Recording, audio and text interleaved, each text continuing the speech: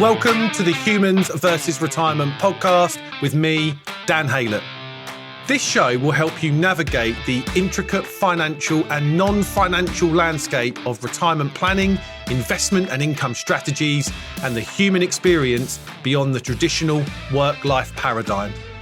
Join me as I delve into the challenges, triumphs, and unexpected journeys individuals face as they transition into this new phase of life. From experts across many different areas to personal stories, we uncover the secrets, insights, and practical tips to empower you on your retirement journey. Whether you're just starting to consider retirement or already enjoying this chapter, this podcast is your guide to making the most out of this remarkable phase of life. Now, on to the show.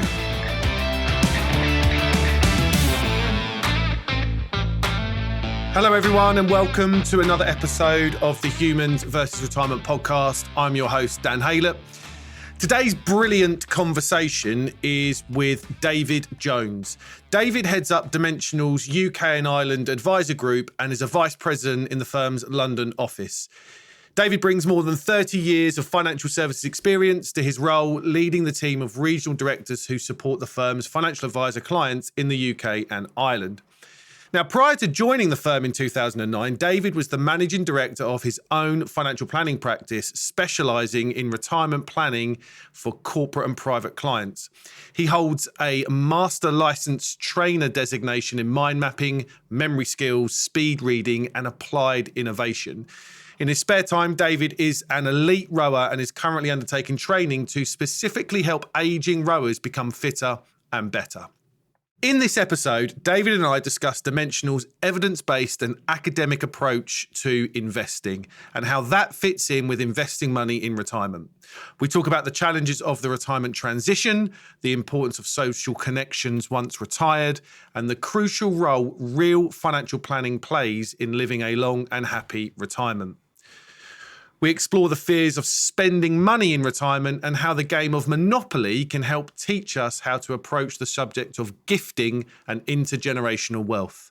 And be sure to listen to the end as David shares his experience of the brilliant Japanese concept, Kanreki, and how this can help people with planning their retirement. Now, on to the conversation with David Jones.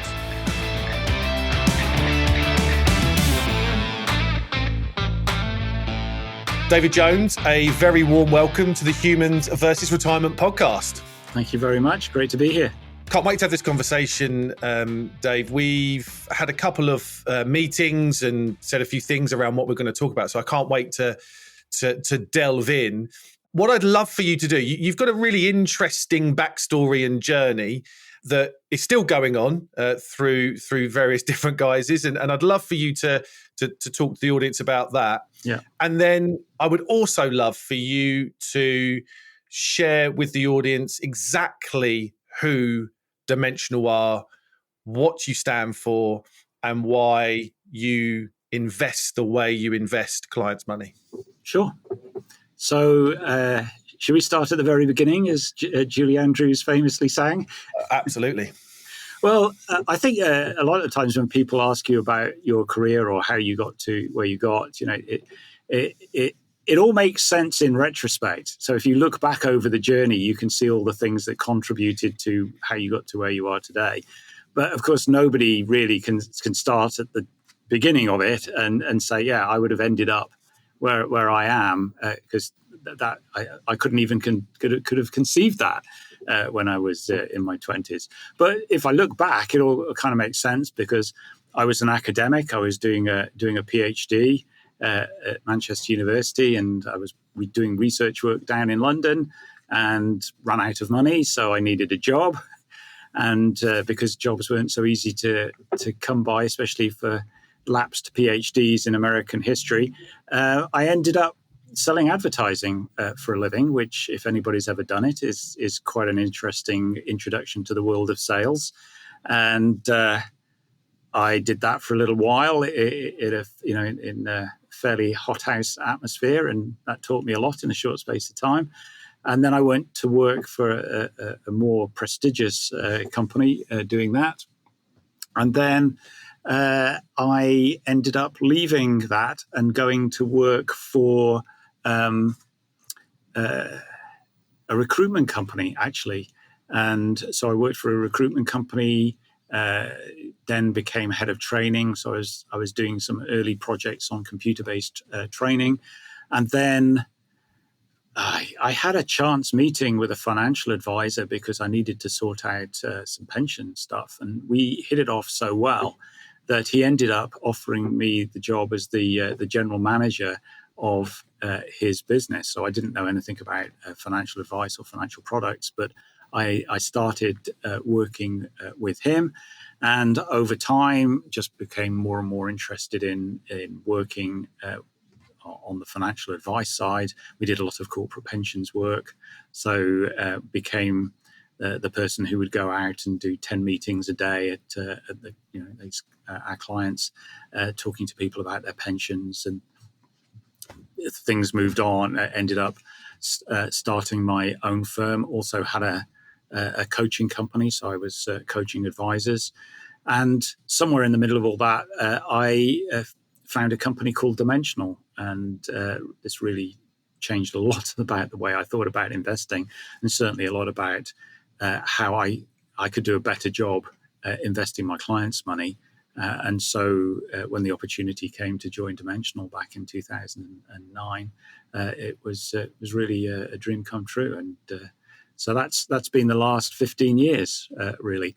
So again, as I said at the beginning, if I look backwards, it all made sense because there was the academic background, there was learning about sales, learning about people in the recruitment business, learning about financial advice when I worked in the financial advice business. So sitting in the seat that I do now, working with financial advisors, talking to them about not just their investment side of their business, but also their client communication side and the practice management side. It really all makes sense to me as you join the dots backwards. Mm. So as an academic, Dimensional seemed to be a natural home for you to go to. So, and I'd be really interested for you to just kind of bring to life the evidence-based and kind of academic framework and research that Dimensional work to, because it's something that's so important and fundamental to how I believe you should invest your money. And we'll get into I think the weeds in a little bit throughout the conversation, but yeah, bring that to life for me.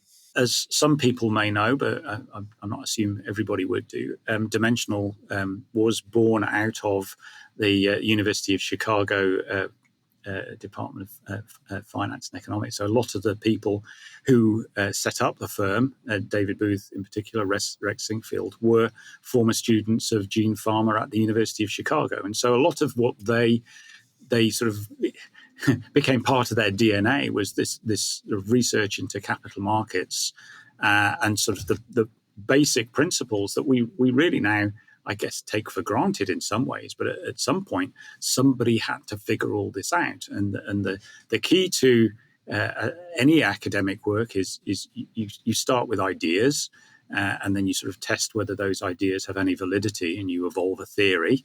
And then from theory, you gather evidence, and then you subject that evidence to stringent testing, and then see if your theory is bears out. And I think that was the key, and what really attracted so many people to this academic way of looking at the functioning of capital markets was that it wasn't random. In the sense that you could understand where returns came from. You could analyze market returns. You could subject them to some analysis and stringent statistical testing, and draw some conclusions. Now, of course, there's varying degrees of noise around the evidence, but over time, you start to get some certainty around what works and what doesn't work. And some fundamental principles that underpin what you do, not least of which is the concept that information, so in other words, everything that is a known out in the public domain about a particular security will be priced in.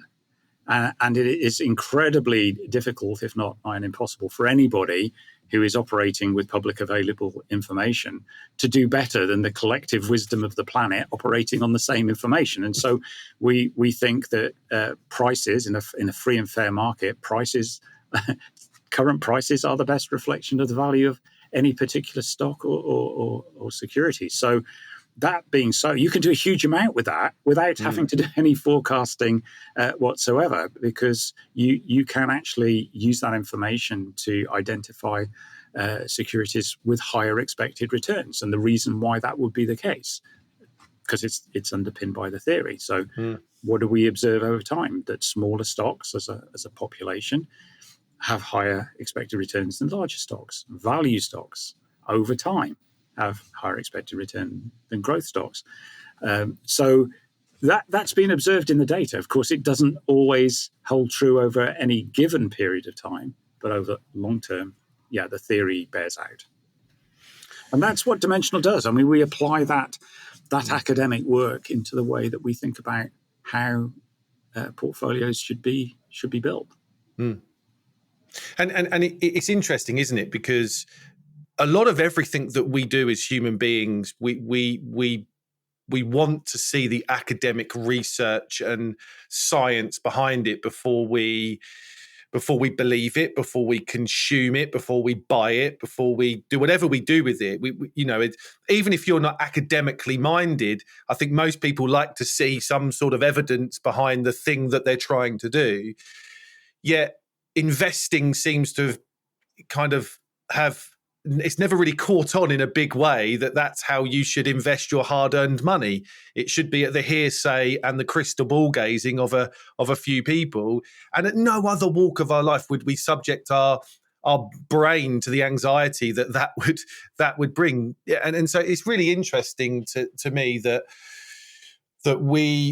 Dimensional still feels like it's kind of, or that way of investing, the academic research and the evidence around value companies, small cap companies, short dated bonds, if we kind of look at that whole arena, is so in favor. It just feels like it's still a secret into the wider world. And I want to touch on that with you in a bit, because I'd love to get your views on that.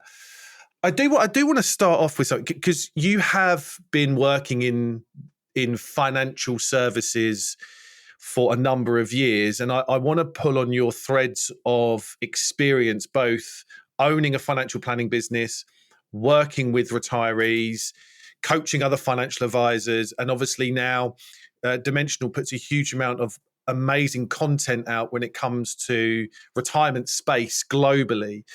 And so in your opinion, what do you think is the biggest challenge of the retirement transition? And then secondly, once retired, what do you think is the biggest challenge? Yeah, well, that is a great couple of questions, and we could probably spend the next 2 or 3 days, really delving into that. And granted, I think we've got episode part 1, part 2, part 3, haven't we, coming up? So. Well, I think that in some respects that question is as individual as anybody who is going through retirement, because clearly everybody is going to approach that very, very differently. But if we kind of sort of tease out some of the strands of the question, and I think we start with, what's the biggest challenge pre-retirement, and compare, let's say, the situation now to it might have been a generation ago, that for a lot of people, there would have been a mandatory retirement age. So they would have known that if they hit 65, I mean, the day after that, they would be retired. So there wasn't really any doubt about that. And the decision might have been, did you need to early retire? And that was frequently driven by a health consideration rather than anything else.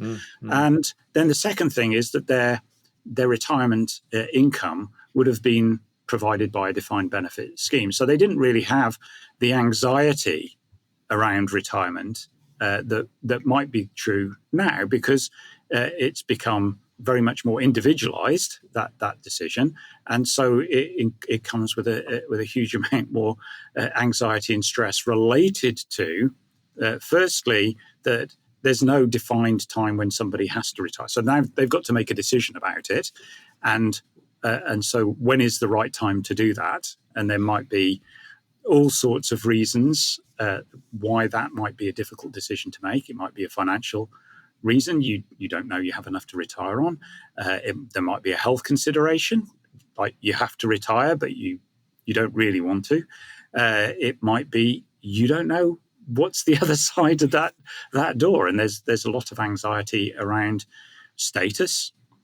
Who am I once I'm retired, and all of that, and it's an irreversible. It's like for a lot of people, you press that button, the exit button, and there's no coming back. Now you might continue to work in some capacity, but it's unlikely that you go back to work at the same level with the same remuneration that you did before you took that decision. And then you have to add into that. On what basis do you make some of those decisions, and are you being well advised and well guided? And the sad reality that we're facing is there's just not enough really good qualified financial advisors to go around and help people make this incredibly important transition decision without having proper advice. And I think that's a huge part of why it is such a challenge.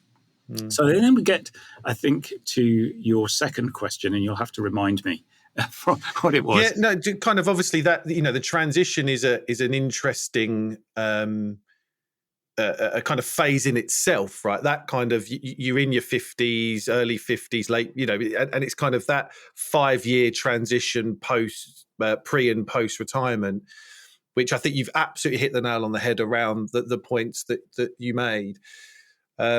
But once there, what is kind of an ongoing thing in your experience or an opinion that people have to kind of deal with? And I just wanted to pull on a thread, because I think you absolutely rightly said the anxiety was taken away. Retirement was put on a plate for many people. And it wasn't that long ago that mandatory retirement dates got scrapped, right? I mean, as you said, it's a generation effectively.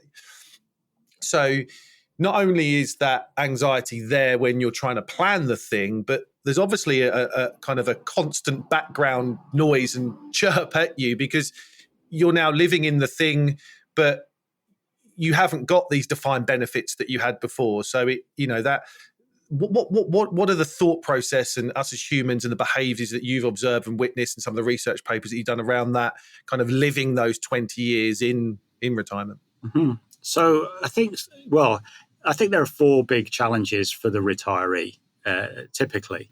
And so we'll come back to the one that's the obvious one, which is the wealth. So if you say there's wealth, there's health, connectivity, in other words, the social aspects of somebody's life, and their purpose.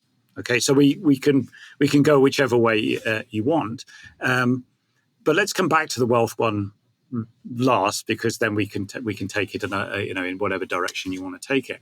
So I think the first thing that I've observed, and you see a wide dispersion in responses from people who, let's say you get to that moment. First of all, was that the right moment? You're essentially saying that's the mic drop on your professional life. Okay, were you ready?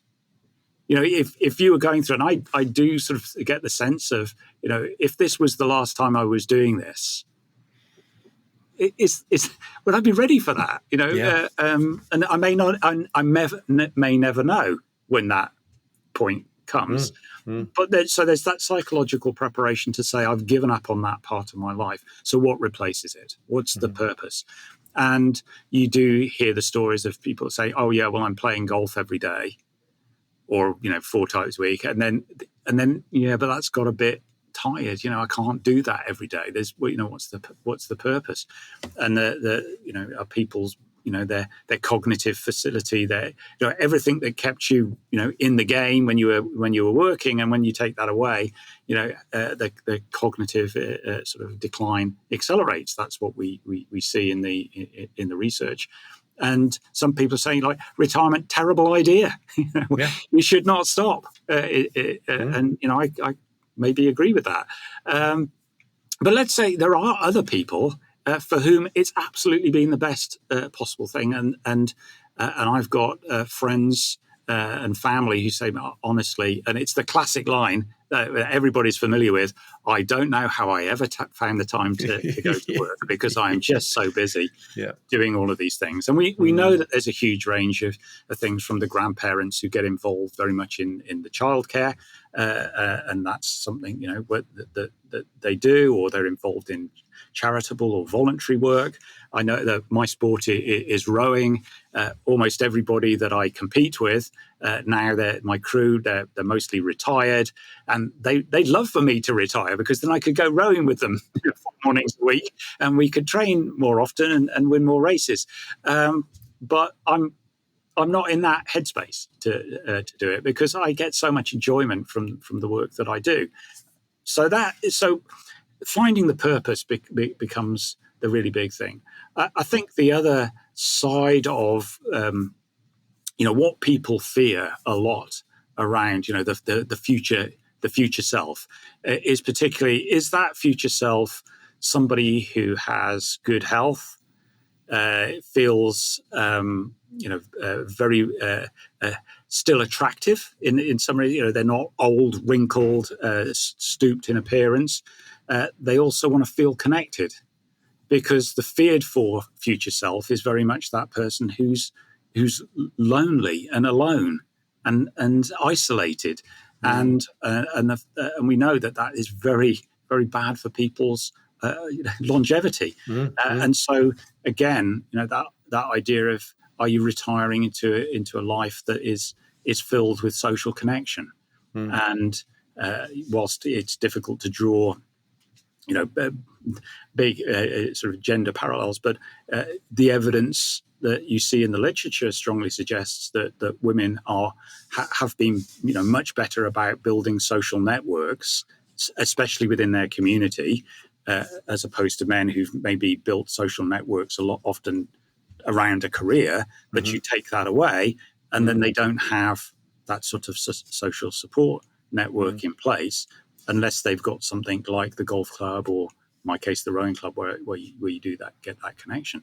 You take that away, again, you're really challenging people. Then we come to the health considerations, and you'll be familiar in your work with a lot of the research that's coming out now around health span. It's not just about the fact that there's longevity, that you live a period of time.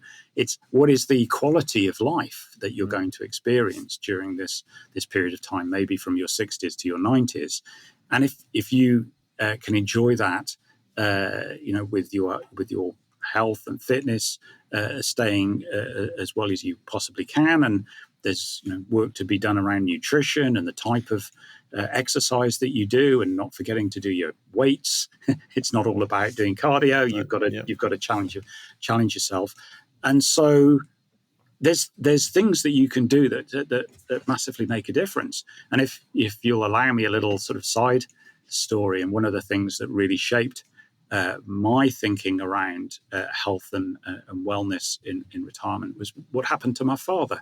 And my father was, when he was widowed, he lived 13 years after my mother died, and he was incredibly fit and active. He would go ballroom dancing. He actually joined the local gym. He was doing weightlifting with a group of young guys, as he called them, the 70-year-olds in the gym. And he lived until his early 90s.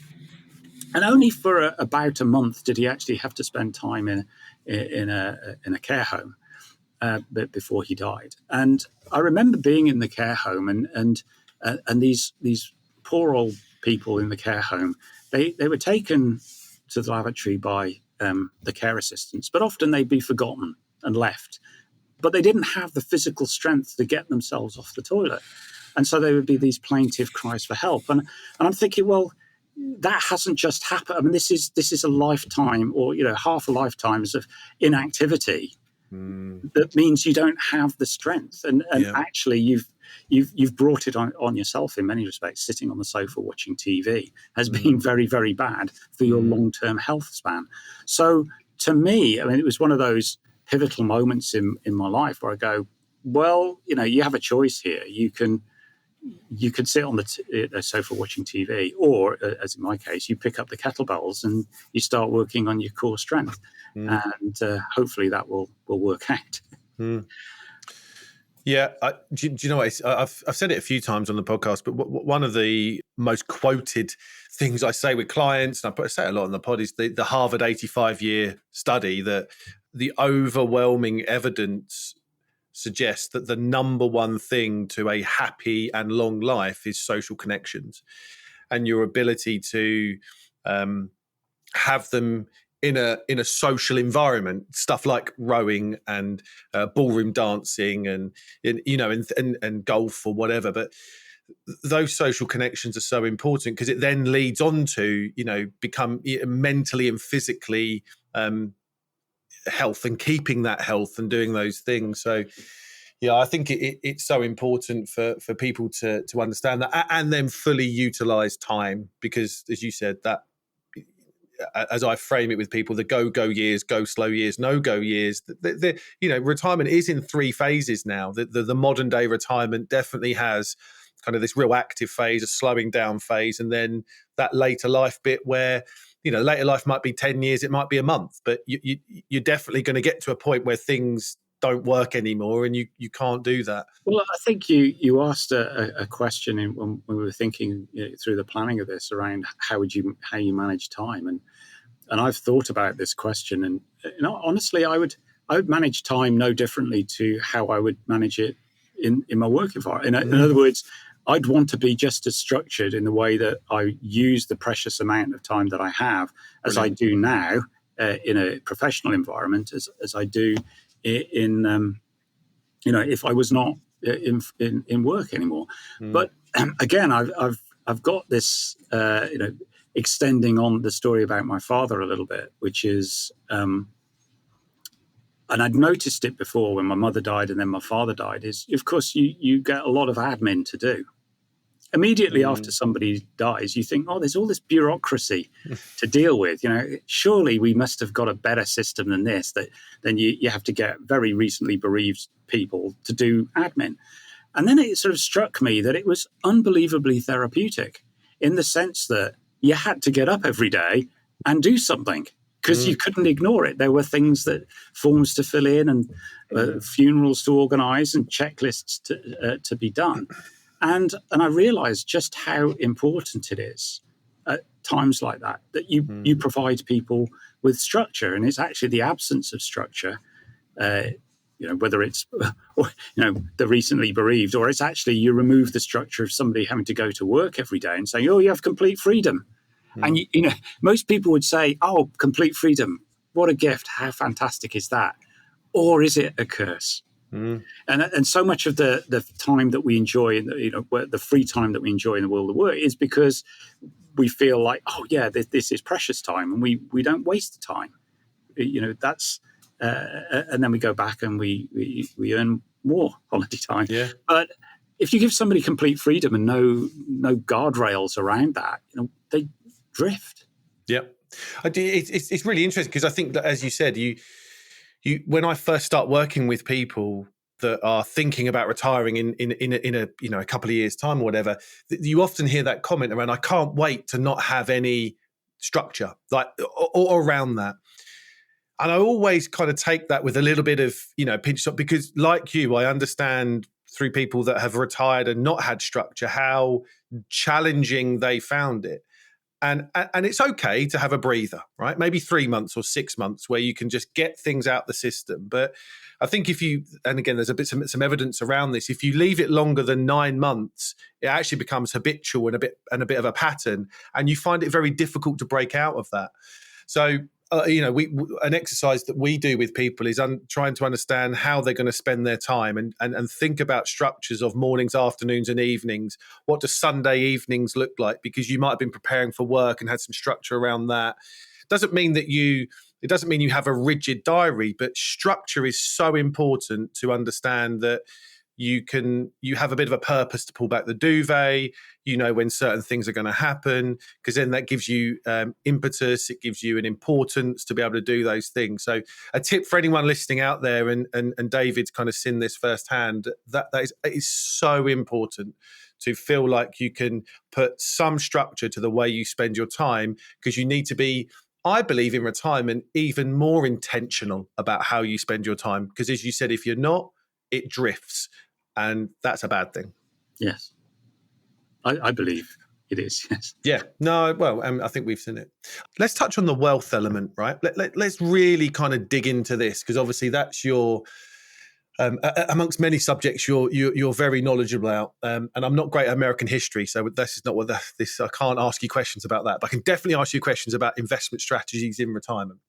From a wealth perspective, how important is it to invest your money in retirement with evidence and academically proven methods? Is it even more important to have a framework and structure in retirement when money anxiety might be even more heightened? Well, I'd split that question down into two elements, really, Yep. because there is the investment. In other words, we are going to invest your money into some vehicle. Is it a UCITS fund or whatever vehicle that we invest your money in is the means by which we deliver a financial plan. So I would actually answer your question by saying, start with the planning first. Absolutely. So if you've started with the financial plan, and as we know, the vast majority of people do not have a financial plan that gives context and meaning to how they will structure their financial life, but also the achievement of the things that are important to them. And that may be, and let's just be blunt about it, for the vast majority of people, the purpose of retirement planning, financial planning, whatever it is so that you will have a stream of income to replace the income that you used to earn from going to work or being self-employed, whatever. But now, because your human capital has run out, that what you live off is what that's it. It's your investment capital, your pensions, etc. Is what it is. Now, I have achieved, I believe, a certain notoriety with a presentation that I do called the Back of a Napkin Financial Plan. And that was born from my experience of working with a lot of people, where I literally would sketch things out on the back of a napkin or a sheet of paper. But it was the very simple idea that, there's these four elements. There's what you earn, there's what you spend, there's what you own in terms of your investments, pensions, etc., and what you owe.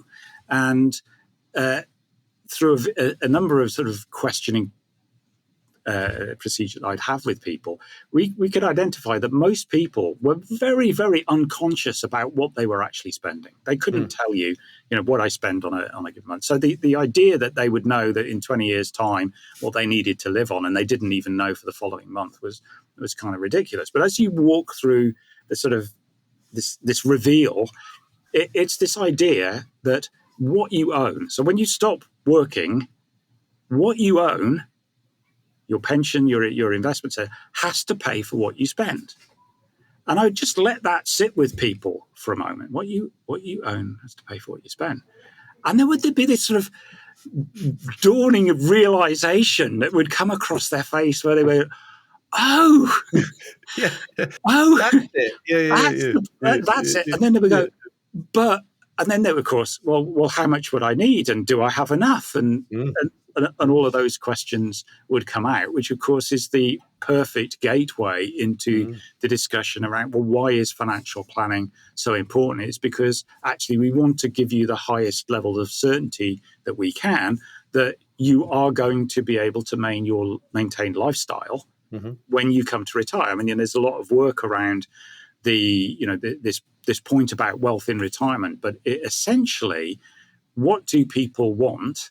Is they want to be able to maintain the lifestyle that they enjoyed based on the earnings of the last years of their working lives. And because in an environment where you worked for 40 years and got a final salary pension that delivered about 2/3 to 3 of your final salary, and you stripped out all the costs of having to go to work, etc., and the major costs of it, the expenditure of funding mortgages, etc., that would actually you would have that equivalent standard of living with kind of no risk to it, provided the scheme could deliver it. And so that is the dream, isn't it? That there's not a lot of uncertainty around it. So the financial planning aspects has to then sort of compensate for the fact that now all of these decisions are owned by the individual. And that's where you'd want to give them the comfort of saying, right, we have a plan in place. We know how much you need in terms of capital, but it is not about the capital. It is about the income. And I think that the challenge that has arisen because of the evaporation of defined benefit and its replacement with defined contribution, it's overly emphasized the accumulation of this capital sum and sort of reduced the thinking about income. Now, the challenge that can arise, and there are many, but one of them is that people feel that they have to protect the capital sum. So they go, oh, well, hang on a minute, I can't see that go down, so therefore I must invest it in something that is really safe. And what do we know as planners is that the more certainty that you want, the more expensive it is. In other words, it's unlikely for most people that they will be able to fund their retirement income on a cash-like return. And honestly, if that was the way they were thinking, you might as well go and buy them an annuity, because at least they get the mortality premium subsidy within that. If that's the way they were thinking, no, we need to help them shift their thinking to say, no, what we have to do, because we want the investments to do some of that heavy lifting, to be able to maintain your expenditure through retirement. But that, of course, is going to need some careful thinking about, because we've got certain challenges that we need to contend with. Now, when people are in accumulation phase, of course, we don't mind the fact that there is volatility in the market, because, hey, great. We wouldn't, in a sense, you wouldn't want it to always be going up in a straight line, because you would never get the sort of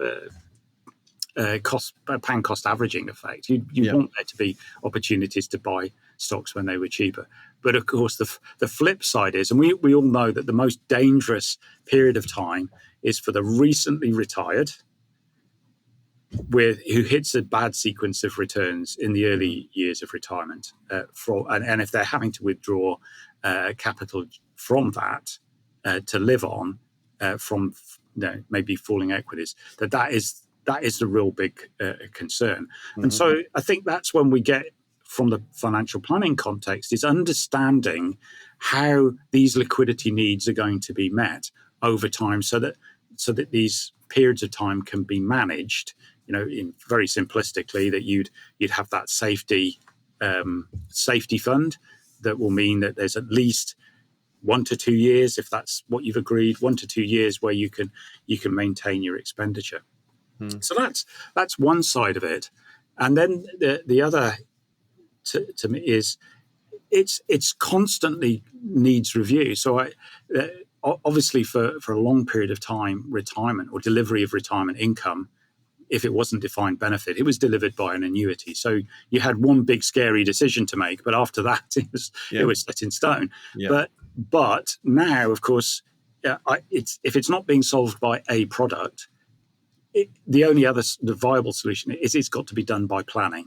And therefore the planning is an ongoing process, and therefore the adjustment of the plan, the expenditure expectations is got to be fluid. There's got to be flexibility around it in order that you can manage current expenditure need with future expenditure need, and make sure that you are keeping, operating within bands that allow you to say with a higher degree of certainty, you're not going to run out of money. Obviously, that's the biggest fear. Is you run out of money before you run out of life, and that's what we're trying to avoid. Hi everyone, Dan here. I just wanted to jump in real quick to say that if you are thinking about or unsure where to start with your retirement plans, then I've put together what I believe to be one of the best free resources for you. My Retirement Toolkit is packed with videos, guides, webinars, worksheets, blogs, and podcast episodes, and is completely free to download. Just go to the show notes where you will find the link. Now, let's get back to the show. I want to pick up on something because, you know, when we say evidence and academically proven approach to investing your money in retirement, I say that, but it doesn't actually kind of equate to the fact that I'm always talking about value and small cap stocks. The evidence and academic research points to the fact that the sequencing risk of return is a big thing that we need to make sure we invest for, as you said. So as you said, if you start taking an income from an invested pot of money and the markets fall reasonably aggressively and you're taking that money out, you're compounding losses, and it makes it even much more difficult to take that back. So, you know, research and evidence and academic papers make us understand that. We know the impact on inflation. I'm going to come back to that with you in a second. And so understanding what those pots of money are used for, understanding why you would have 1 or 2 years sitting in cash, understanding why you would maybe put another couple of years worth of non-negotiable expenditure, i.e. we've got a big birthday or holiday or a house improvement or a new car coming up, and we don't want short-term ups and downs in the markets to affect that decision that we're going to make. If that's got that job, and then if your investment pot of money's got a different job, i.e. that's a more longer term, inflation proofed, that research is really important to get out. And I think that's you articulated that amazingly. Off the back of that, then do you think that, because you mentioned kind of embracing volatility in an accumulation phase, when we go into de-accumulation, people confuse risk and volatility a lot. Do you think that retirees have got risk wrong when it comes to thinking about actually what the true risks are and how they structure their investment portfolio, including everything, right? Whether that's cash or property or etc. How they structure that when it comes to thinking about risk in retirement? Well, that raises a great question, because I think there's enough debate between professionals in this area, but certainly in the wider population, there will not be a great understanding of what risk or volatility is, and they'll use those words interchangeably and not really be able to define what we mean. I think Ken French, who's an academic who's well associated with the Dimensional, I think people will be familiar with the Farmer and French work that's been on. They've published many papers together, but he has this definition of risk, which I think is very good. It's actually very useful, which is what is uncertainty about future consumption broadly defined. So I say that again: uncertainty about future consumption broadly defined. Okay, so now if we put that, for our retiree, you go, okay, so the thing that we most want to be able to help you manage is the uncertainty around your future consumption, because we want to make sure that you can maintain the lifestyle, because not being able to maintain your lifestyle, that's not what you want, and for all sorts of reasons, from your even down to your physical health, but also your social standing in the community and everything that you've built your life upon. So we want to be able to maintain the income, and we also want to make sure that you don't run out of it, so that you get to the end of your life, and whether you spend your last pound on the last day, or you have the idea that you want to leave significant legacy to your family or to charity, whatever it is, but you manage those things well. So first of all, I think it's helpful, and again, you've referenced academic work. We look a lot at the work of Robert Merton, who won a Nobel Prize also, and look at his work on lifetime income, because again, he's very good at really identifying what is the problem, because the problem isn't a capital problem, the problem is an income problem. Okay, so if you define it properly, you can then say, well, if what we're trying to deliver is an income stream over a period of time, and you could make some assumptions over lifespan, of course, because the amount of time you need it for is the big unknown. Unless unless you have better information, that you then need to say, right, well, how are we going to manage this? And you can, of course, manage it in a number of different ways. The simple way to think about it is you buy an annuity.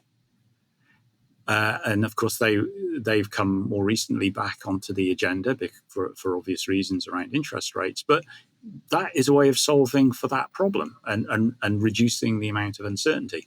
You could then step it up a bit and saying, well, we like having some certainty, but we don't want to commit all of that resource to do that. So again, there's quite interesting things that happen around, the hybridization of annuities, or something that used to be very much in vogue back in the days when I was still advising, which was the phased annuity purchase. Again, that was something that was used a lot, and it sort of detuned the point in time risk of the annuity purchase to a degree, because that was a pretty scary moment for a lot of people. And then you move down the pathway to for people who are comfortable having way more uncertainty, and then therefore much more exposure to leaving their money invested in, whether it's equities or whatever, that they can afford that level of uncertainty, because they know that they've got some confidence that the income stream that they need to maintain their lifestyle is going to be fine. And that might be funded from all sorts of things, whether it's at the base level, the state pension contributing to it, or they might have some occupational pension still that contributes, or they might have some property investments. Again, I think it's so important to bring it back to its financial planning. It's not like the old days where it was just convert this fund into annuity and job done. Now we want to be able to deal with all of the complexity of that. And I think the beauty of the work the planner is to say, yeah, we're going to take all of that complexity and deliver it to you so that in such a way that it's straightforward and simple enough for you to make informed decisions about how we're going to do this in the future. I think the challenge for a lot of people is that they make uninformed decisions, often overwhelmed by the emotions of the situation, and often do things because an idea might be presented to them that simplifies their life, but actually they don't understand it, and they make the wrong decision. So it's super challenging. I absolutely get that. Anybody standing on the brink of that decision, and if they've got enough, if they have enough, fantastic. I think the tragedy for a lot of people is that they're starting to get towards retirement and realizing that whilst they might have enjoyed a nice lifestyle, they've not really provided for retirement, and they don't have enough time left to compensate. Yeah, absolutely. That problem is definitely, but I think a lot of people will go, oh, if you've got enough money, you haven't got any problems. But people do have problems up that. And if you haven't got enough money, then there's a whole different set of problems down there. And you said it's so truly unique that financial planning around the individual and the family is so important to understand what's most important to you, even for people that have got enough. It's kind of what's most important, how are you going to spend your time and money, and then you create structures around that to get them, as you said, with the most certainty that you can give them, although who knows what happens tomorrow, but as much as you can give them. But ongoing guidance and planning is so important during this process. I want to touch on a couple of bits with you. Let's kind of go into the work that I do, and a lot of stuff that I write about and talk about, and a lot of what I do with clients is people that have got that have been fortunate, but say fortunate, they've worked very hard to get where they've got to. They've worked very hard, diligently saved, got this money. They've had the accumulation mindset. They're now going into a deaccumulation mindset. But the challenges, and you've mentioned it a couple of times, the challenges around spending your money, seeing your, and you said this, the amount of people that I start to work with, that one of the first things they say to me is something along the lines of, oh, I want to protect the nest egg and I don't want to draw down the capital. And I kind of, that gets my emotions going as well, right? And I kind of recommend them a great book called Die with Zero by Bill Perkins, which is a wonderful, challenging read sometimes. But they have this mindset that it's kind of, you almost have this fixed thing. I'll live off a bit of interest or a bit of return, and I want to make sure that my £1 million is £1 million in 20 years' time.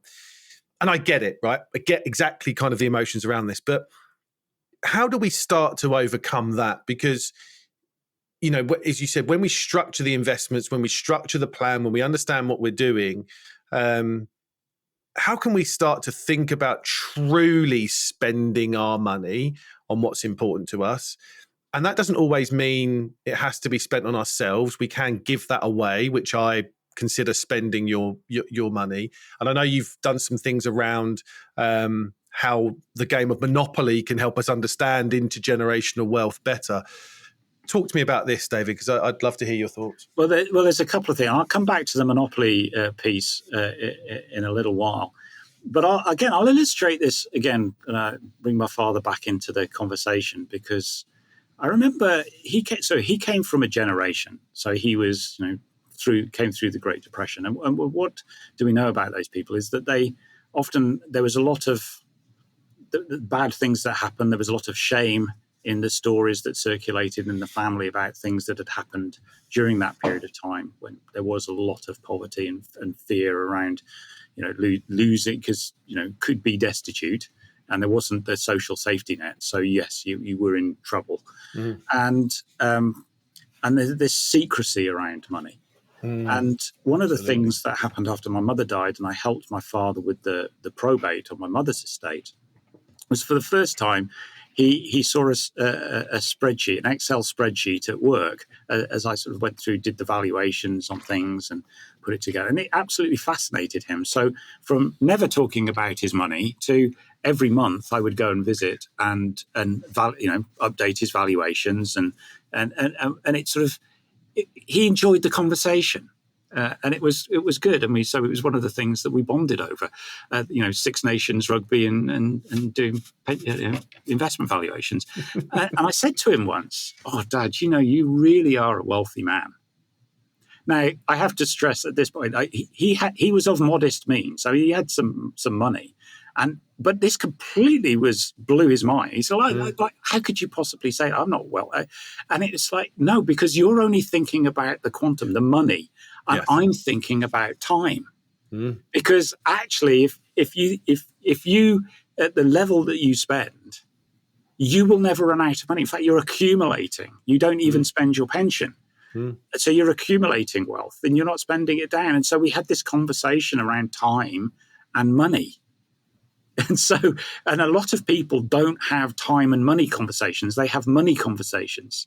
And one of the great things about planning is it reintroduces time, and being able to help people understand that they can, manage their capital, they can manage their income, so that whether they wanted to end with zero or they wanted to end with 100,000 to leave as an inheritance, you can kind of see the program working. And of course, the great thing about it being the ongoing plan is it's adjusted. Of course, so let's say you had a great year, markets delivered way more than you expected. Well, your plan could be a bit more, elevated, and you say, look, you probably, you can afford to buy that new car this year because it's fine. On the flip side of that, you maybe want to say, we're going to need to adjust the expenditure. So what I think is really interesting when you actually have those proper planning conversations is so much of planning is often talked in terms of just one number for what year do you want to retire? So it's one number. How much do you want to spend in retirement? It's one number. And so instead of that, you talk in bandwidths. What would you ideally like to have, but what could you live with? And so once you understand that there's this range that you can operate within, and you properly educate the client about, look, we're going to operate within this range, and therefore we can adjust. And so it's a little bit like if you were watching a sailing boat, navigate up the Bristol Channel. to dock in Bristol. And of course, the last thing you want to end up is landing on the rocks either side.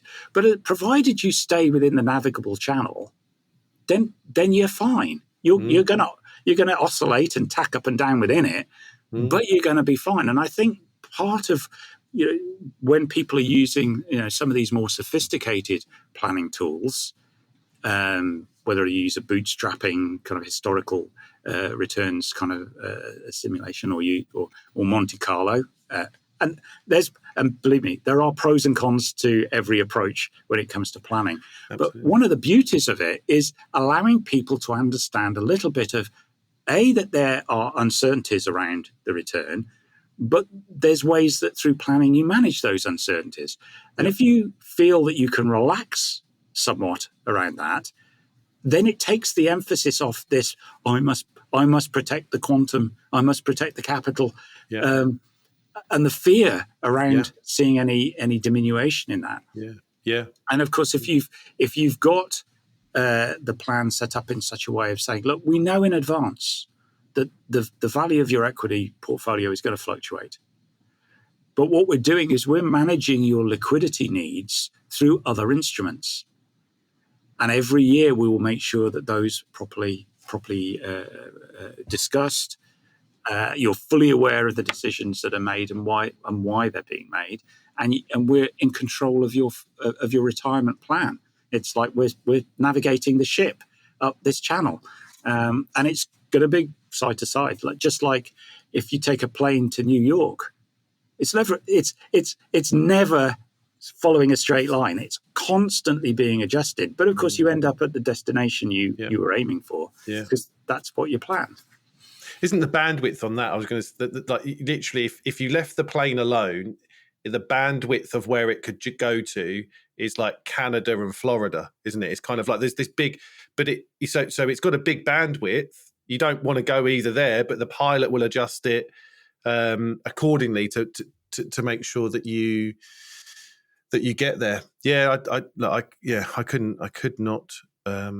I could not agree more. And I think liquidity is the right thing, isn't it? It's how much of readily available money have you got to live your life now without putting longer term things into and it's managing that liquidity journey as you go along with people. I also think there's another thing that's quite interesting that I'm thinking about a lot at the moment. It's this, how human beings operate in relative terms, not absolute terms.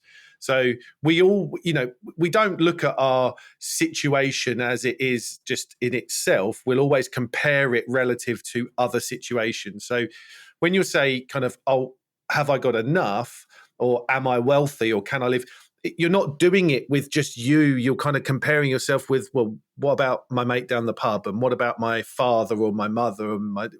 So kind of, I think getting back to absolute living and kind of dealing with financial plans in absolute terms rather than thinking about what they look like relative, I think it is quite an interesting mindset to think about.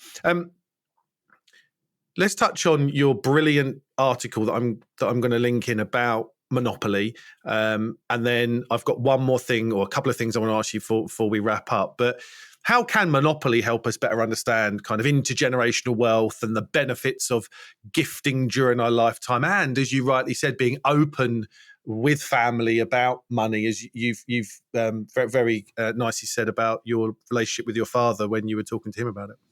Well, I wanted to write the article. So I to give the context, I wrote an article called Monopoly Money. And it was really, I'd wanted to do it for years because I'd sort of noticed, based on this sort of, the family background of, people just really didn't talk about money. And I think that's true of many families. You do not talk openly about money. But it's so important. So a couple of things happen. One is that I have a financial advisor, and my wife would come to the meeting. And actually, we realized that in order to be effective, it wasn't really a meeting for me. It was really more a meeting for my wife. And then we thought, well, actually, this doesn't make sense because we should actually involve our adult children in these conversations. We should actually be completely open with them about where the family is at financially, because at some point they may well be dealing with whatever is available. I mean, and so we wanted them to be educated around money and to be fully engaged in that process. And so then I really got to reflect on how rare is it to actually sit down and have proper open conversations around money. And I thought, well, probably for a lot of people, the only time it happens is you get the Monopoly board out at Christmas and you divvy out a lot of play money, and then you kind of get to see what people are like around money. And we did play Monopoly at this Christmas, although we played the Lord of the Rings version, which was kind of interesting. But then you kind of see how people's attitude, how speculative people are, how cautious they are, what their attitude is to risk, and I thought, well, this is just such a great sort of example of how difficult it is to actually take it from the gaming environment and say, well, why wouldn't we sit around as a family and have a conversation?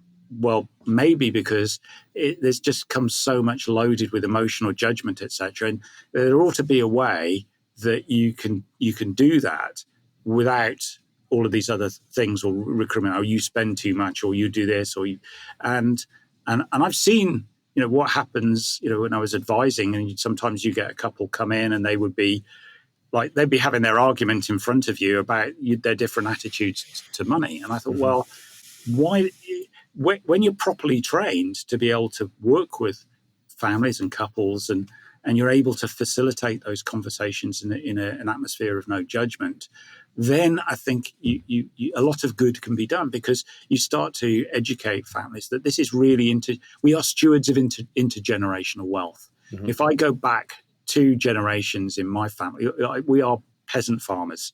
Okay, we went through a sort of my parents worked very hard, became professional people.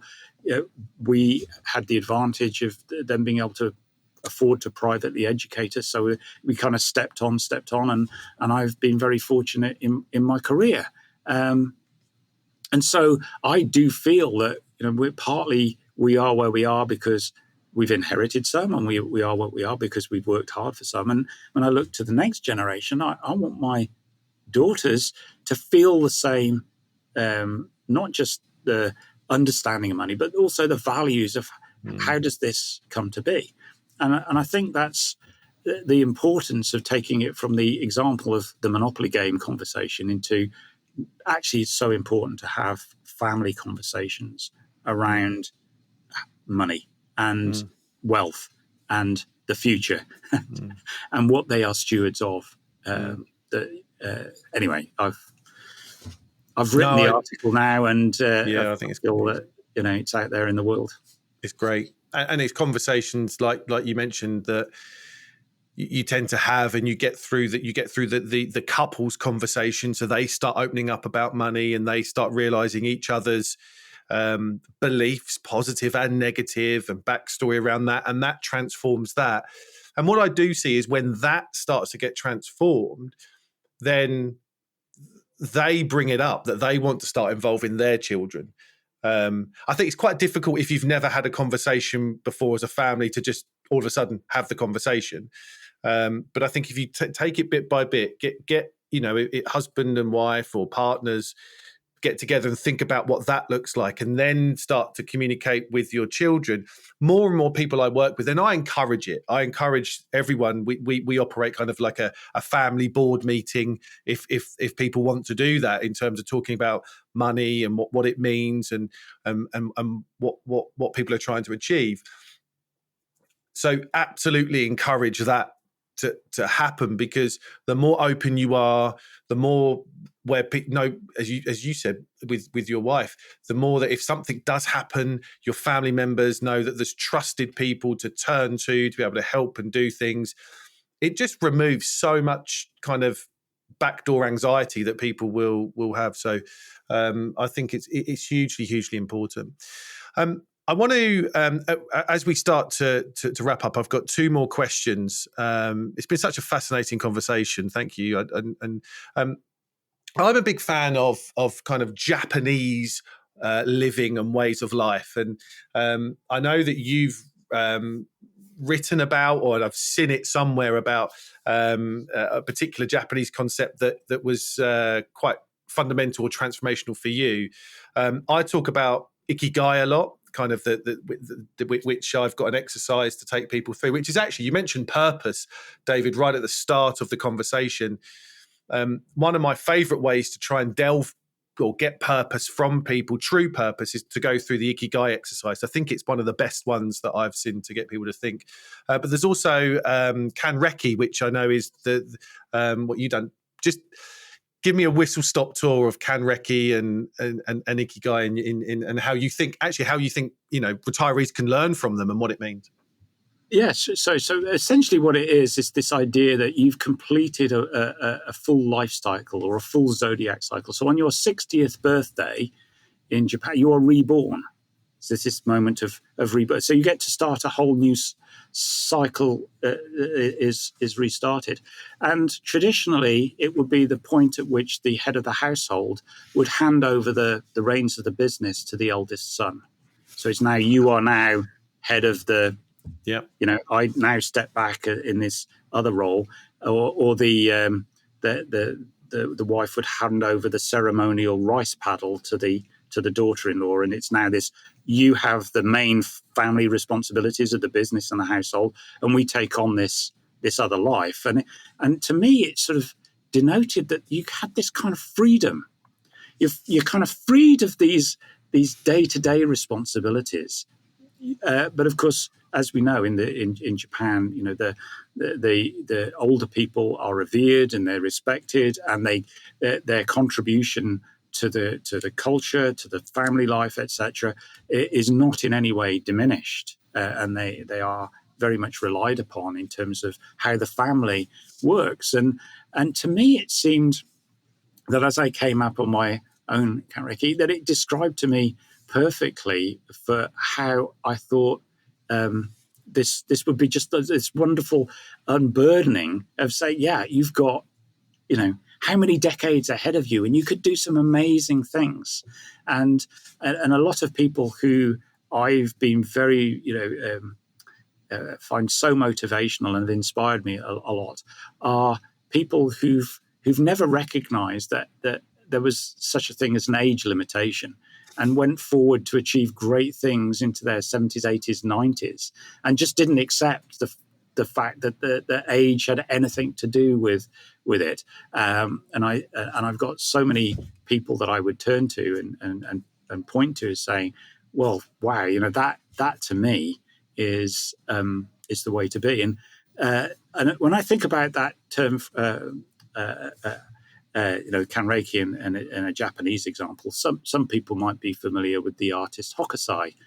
He's probably best known for the woodblock, the painting of the Great Wave, the tsunami wave with Mount Fuji in the background. It's very, very well known. Well, he as an artist, he went through several stages in different ways that he explored his art, and very much, when he came up at 60, he shifted. He had a major shift in his life, and he was kind of hoping to get to the next major shift. And he said something like, "Oh, if only God would grant me another few years, I think I might get quite good at this." I think he was in his 90s at the time, but something like that. It's like he never wanted to stop developing and learning and doing amazing things. And I think when we apply that to our mindset on retirement, it's like, oh, wow, you just get this amazing opportunity to achieve so much more because you've kind of earned the financial security to be able to explore these things. And so my list of things I want to get done, it's like, oh, I hope I get another 34 years, because I might just be able to get to the stuff I want to get done over that period of time. So one last question, then we'll wrap this up. Bringing you back to the day job. And I kind of asked it earlier on and we never answered it, but I'd love just to finish on this. If the evidence around investing our money, and the evidence and research is so overwhelming in support of the way that Dimensional invest, why does it still feel like a secret? Why does the lure of crystal ball gazing and short-term wealth kind of generation, why does that feel like it's still there when it doesn't feel like, Dimensional is fully recognized and the evidence actually is fully recognized? Well, I mean, obviously there are people with different ideas, and will always look to different types of evidence to confirm their pre-existing biases. So there's everybody will show you evidence to support some view. To your question, it kind of beats me because this stuff has been public domain for decades at this point, and there are lots of academics who've they've taken the work, they've tried to pull it apart, and I think there's a reason why some of this stuff persists. It has a sound theoretical basis, the empirical data that supports it, the conclusions that are drawn. We're pretty sure that actually that's based on what we know. That's as good as we've got. You could tweak around the edges of it, but we're pretty good sure we've got a good handle on the way that capital markets function, the way that you can identify securities with higher expected return in a systematic way. Okay, you can iterate it in different ways, but that's pretty well done. So then you have to look to incentive structures. Why are people incentivized to tell other stories, and so go to the incentive structure, and that tells you a lot. And I think the fund management industry has done an awfully good job of making a lot of money out of people and selling stories around how people have expertise in identifying the best investments. But when you actually look at it, and again, the academic evidence is very strong, that in most cases, managers don't produce returns over and above what you'd expect by luck. So in any large population, you're going to see people who are being successful, but can you determine whether that's really they've got some superior skill, or did they just get lucky? And I do the exercise, if I've got a room full of people at one of our conferences and we do a coin flipping exercise, and you will get somebody who will get 10 heads in a row or 10, right in a row. How did they do that? Well, it wasn't skill. It was, they got lucky. But the thing is that what happens when you observe that in something like fund management is you can build an awfully good story around a sequence of good luck, which works really, really well until it doesn't. And I think for people, they need to understand that there's a difference between investing. Why is it that you should expect a return as opposed to speculating? And if I say that a lot to people, I occasionally still get to go to a dinner party or things like that, and people will ask questions. And one of the things that people held forth a lot about over recent times was crypto, and I have no, it's not something I do. That's my choice, and I'm a very, very simple soul. I look to what are the assets and what is the reason I'm going to get paid. If I know that there's a reason I get paid a return on cash, and how that happens, I know from property, I know that there's a reason that I could get paid a rent on that, or if I buy a bond, or if I buy an equity, I know there's a reason why I should be paid and should expect a return. I also know that there's varying degrees of uncertainty around that return happening, but that is also in the price and the expected return. Yep. But if you come to me with something weird and wonderful and say, okay, here's this great idea, and I go, well, am I going to get my money back? When will I get my money back? What are you going to pay me for the use of my money, and how are you going to do that exactly? And a lot of the time, they'll just have to admit that, hey, we're just going to rely on some greater fool to buy it off us. Because it's a speculation. So I think a lot of what advisors and planners do is if you really have an investment philosophy. And what I mean by an investment philosophy is that you've got some basis which guides your decision process. And if that philosophy is underpinned by the best evidence that you can find, and that's likely to be obtained from, for example, the academic community, who are there are a range of outcomes, but let's say that they are motivated by a search for the truth. Mm-hmm. And they will say, we just want to try and get to the truth of this, and the evidence that we've gathered and analysed helps us understand, is this the best version of the truth we have based on what we have at the moment? And you build your philosophy on that, and that guides your decisions and your selections, etc. And you accept that maybe it's never going to be perfect, but it's as good as we can do based on the knowledge and wisdom and experience that we have at this point in time. Mm. And that is the service that we want to give to our clients. Mm. The best I could possibly do. In the future, we may learn more. Mm. And at that point, you'll want me to use that information as well. Yeah. And I think that is the service that the public should search out for if they want to work with a financial planner. That's what they should be looking for. They should be wanting to work with a financial planner that has a clear, defined, evidence-based investment philosophy and framework that guides their future decisions for the benefit of the client's hard-earned capital. And that's what they should be definitely searching for. Mm-hmm. David, this has been a brilliant conversation. We could go on again. I'm sure we'll do it again at some point. I've missed about 4 questions that I wanted to ask you, and we've overrun a bit, but it's been amazing. And I just wanted to thank you for your time, your wisdom, your knowledge, and everything that you've shared with us. It's been so valuable, and I know the listeners will get so much out of it. So a massive thank you from me for taking your time. Well, thank you for having me, and it's been an absolute pleasure to spend the time talking to you.